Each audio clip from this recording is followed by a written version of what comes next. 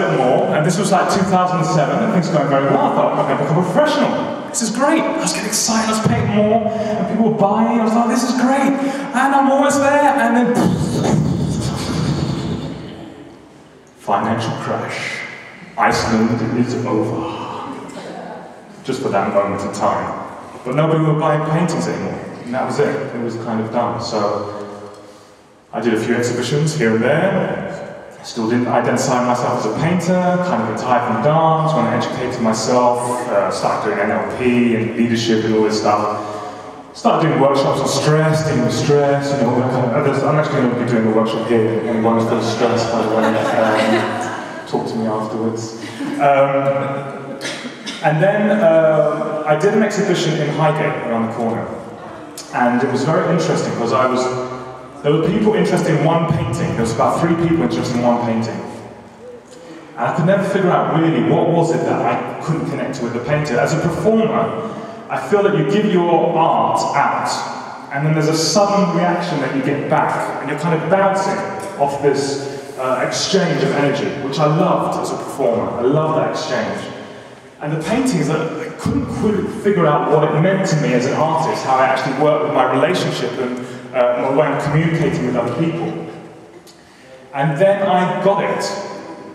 I was standing there, and what I had felt, and I had put on the canvas, somebody else felt something. They interpreted it in their own way, and then informed me what they saw, and then we created a dialogue. So it became like a triangular communication, which was very different from the two-way communication I had as a performance artist. And then that was it. Then the identities came in. That's what it is for me. It's a kind of triangular communication that happens in exchange from my creative emotional state to somebody else's creative emotional state, and it bounces off the canvas, and it moves, and it changes, and these paintings change for me. Year after year, they start to tell new stories, and they're not static. They move, and they evolve, and they change, and that's what, yes, now I identify with that. So this is what the paintings are for me, but it's also a metaphor that I found. I have no idea what I do before I start painting. I start, and I sit by it, and I just start to paint. And sometimes I stop, and it's an absolute mess, but I have the courage that it's going to go somewhere. Sometimes I make mistakes, and I just go into those mistakes, and I sometimes get annoyed because I don't know where I'm going, and I get lost, and I keep on going until something, and it will come, it arrives, it merges with somewhere. And I do this by listening, and listening, knowing that it will come. And I use this as a metaphor for my life now. I don't do any more of these, these kind of 5-step processes, and you will achieve so-and-so. It's this complexity and the listening and the waiting for it emerging, and then when it emerges, get it and then build on it. And that's what the paintings kind of taught me to live my life, to relax and allow things to appear. It's energetic, it's not passive, it's energetic, but not trying to control it, but flow with it and listen to it. So this is what these paintings mean to me.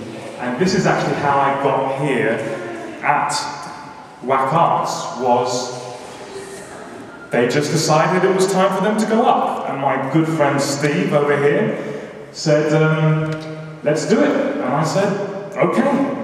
And it was absolutely wonderful. And coming here has been brilliant. I had a great team put it up. I've had great support, and that's the thing about here at WAC I love. It's the support of artists, young artists like myself, mature artists like myself, just getting out there and giving things a go. And so thank you very much, everybody, for your support and coming down.